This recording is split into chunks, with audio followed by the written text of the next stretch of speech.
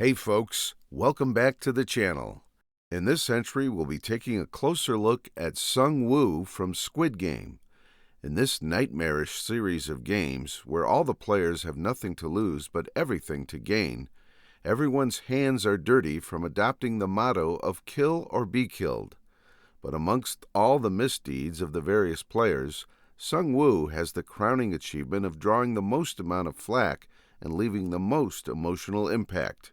In this video, we'll be exploring his personality, his moral descent, his pivotal choices in the games, as well as the morality of those choices. Now, the first thing we need to establish about Sung Woo is that he's a victim of his own success, being the pride and joy of his hometown, one of the precious few who made it to the prestigious Seoul National University and graduated first in his class. It's no exaggeration to say that there's a lot of expectation placed on his shoulders. I'd imagine that this societal expectation to be successful definitely had some contribution to his decision to become a thief in the form of his financial fraud. Unlike some of the other players in the game, Sung Woo has no pressing financial need that would cause him to be desperate for more money.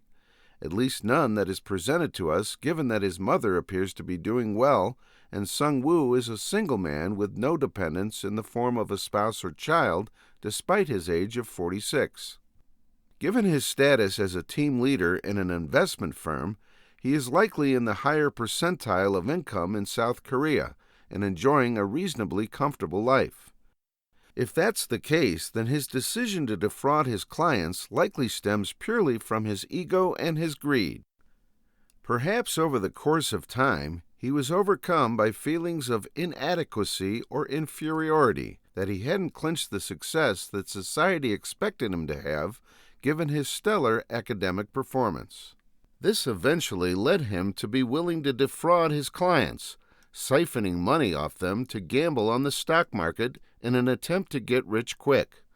Beyond showcasing a reckless acceptance of risk and misplaced optimism, this act also highlights a disregard for others, given that Sung Woo was willing to use his own mother's home and fish stall as collateral. Eventually, his misdeeds caught up to him, with both the police and possibly loan sharks on his tail, given that Sung Woo mentions the threat on his mother's life should he fail to get the money. In light of his current predicament, we can easily see the appeal of the game to Sung Woo. He is a man who has hit rock bottom and with nowhere else to go. Winning the prize money is his last shot at a normal life. Although he was the one to point out the exit clause of the majority choosing to leave the game, he eventually voted to continue playing. Before his return to the island, he is seen lying in a bathtub contemplating on whether to end his life, and only changing his mind upon receiving the invitation to resume the game.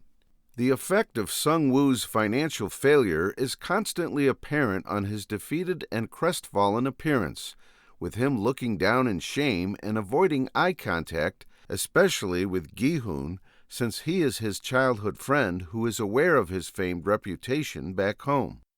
It's one thing to be a failure in life when you've always been average, but it's a lot more shameful when you're known for being the cream of the crop. And while Sung Woo does begin the series as a thief, we cannot forget he is generally still a decent person overall, showing moments of compassion at times, such as when he gives Allie the money for the bus fare, and when Player 101 had brutally beaten up the other player over the food rations, it was Sung Woo who was the first to stand up to attend to the man. In my view, it's likely that these actions were truly done in a state of genuine goodwill, and without any selfish ambition. But as the game progresses, Sung Woo is faced with one moral dilemma after another, and with each painful decision his morality is slowly chipped away until he is past the point of no return. Now, before we delve into his pivotal choices in the series of games, we need to establish a few pointers regarding the morality of the game itself. Of course, from an external perspective, for the wealthy elite to exploit the poor and desperate into killing each other for the sake of entertainment is 100% downright evil, and we cannot criticize them enough for this wickedness. But internally, within the game itself, can the actions of the players be construed as evil? There are some exceptions to this, but generally the answer is no. Given the unique situation they are in, we cannot really judge the actions of the players by regular societal standards. You could say that the game itself is a mini-society of its own, with its own rules and norms. And those rules are summed up in the short statement of kill or be killed. That is, for a lack of a better term, the name of the game. By the time of the second game, all the returning players are choosing to play of their own free will.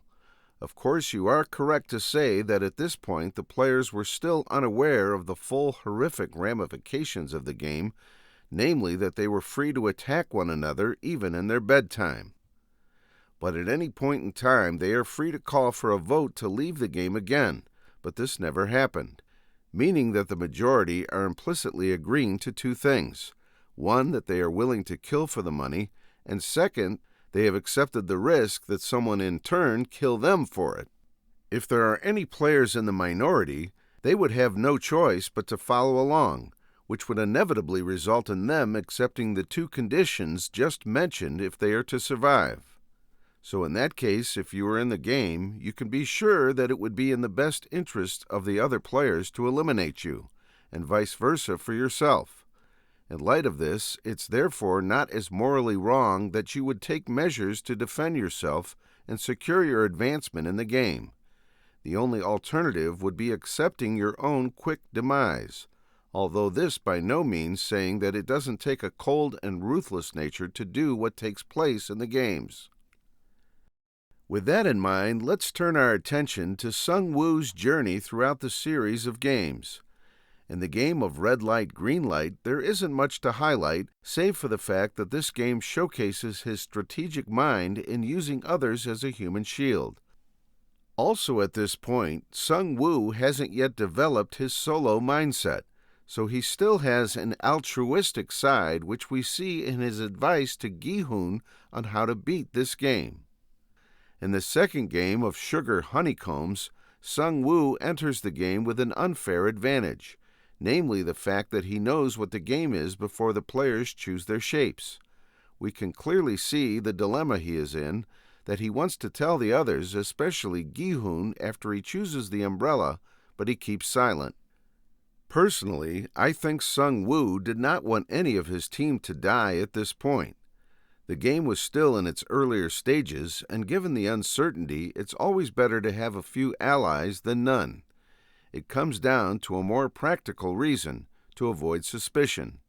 I'm pretty sure that by now all the players are mostly established in their own respective social groups, and everyone would have a general idea of who hangs out with who.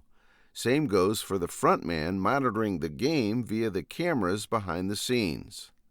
So if all of Sung Woo's group were to head for the triangle, this would be suspicious to say the least.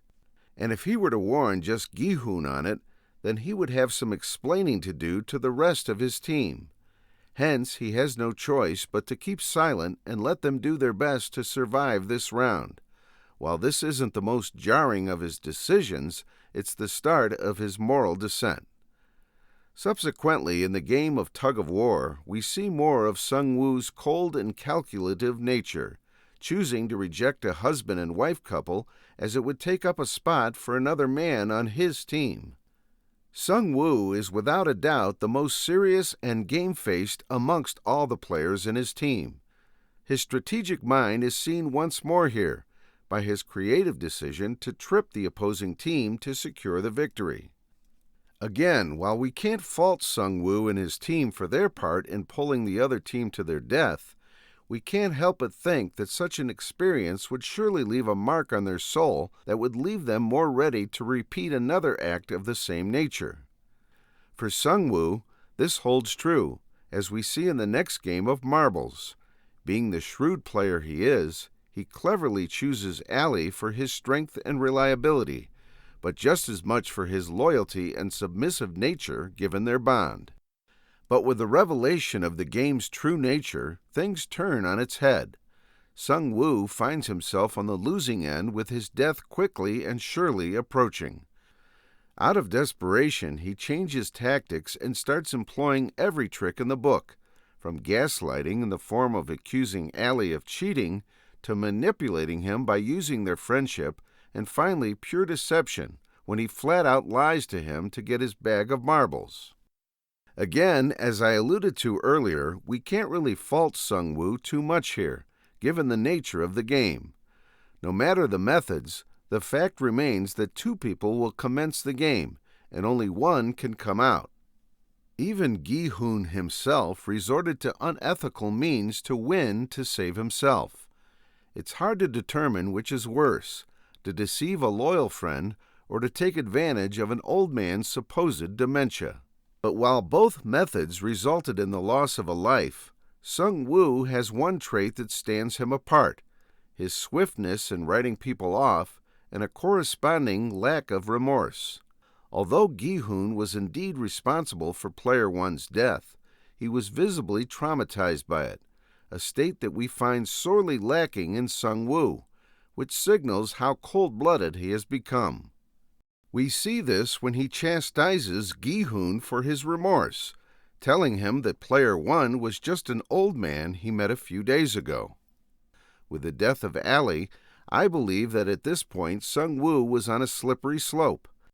He himself says this as much as when Player 69 expresses his guilt from winning the game of marbles over his wife. Sung-woo simply tells him that there's no point in quitting in light of all that they've already done.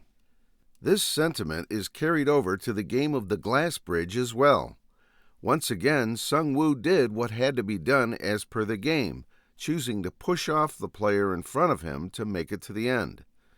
Given that he and the others just barely managed to cross the line within the time limit, this act very well saved his life and theirs. There was really no more time to think, and this was the best possible outcome. If he had not pushed off the player in front, all four of them would have died. Gi-hoon's act of reprimanding Sung-woo for this is somewhat hypocritical, given that he wouldn't be alive if not for him. But perhaps what Gi-hoon is upset about is the relative ease by which Sung-woo made such a decision. Following the steak dinner, here is where things change up and where I believe Sung-woo commits his most evil act, the murder of Player 67.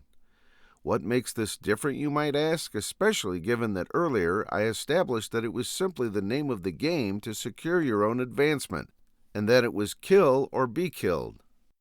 Well, in this case, the situation is slightly different. Ultimately, it boils down to two key factors: the decision of the majority and the notion of choice. In all the scenarios earlier, the majority were willing to play, and so there was no choice but to continue the unfortunate concept of kill or be killed. However, at this point, Sung-woo believes that the majority wishes to stop the game. Now, of course, we know this ultimately wasn't true, but since Sung-woo's actions arise from his own mindset, that is the point at which we have to assess his actions. With the majority deciding to end the game, Sung-woo now has the option of choice available to him. He can now choose not to act under the notion of kill or be killed, whereas in all the previous scenarios he had no such autonomy. Therefore, his act of murdering Player 67 amounts to him simply saying that her life wasn't worth that much money to him. And although we understand his motivation for doing so, that is an evil act no matter how you slice it. But in his mind, his hands are already too stained for one more kill to make any difference. In the final game, Sung-woo is put to the final test. Being responsible for the death of strangers you've only known for a few days is one thing, but having to stab your childhood friend is another.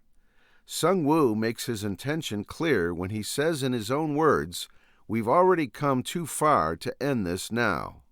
In direct contrast to Sung-woo's murder of Player 67, here Gi-hoon uses his freedom of choice for an act of benevolent mercy, offering Sung-woo the ability to end the game and save his own life, although it would mean forfeiting all the money. But unfortunately, as with all self-horrified monsters, Sung-woo ultimately cannot bear to face the consequences of his actions. Perhaps it's in the mirror of Gi-hun's kindness that Sung-woo comes face to face with the monster he has become. Spending his last few moments in regret, he harkens back to a simpler time in his childhood when he was content with the simple joys of life, thus indicating a repentance from the greed that started all his troubles in the first place.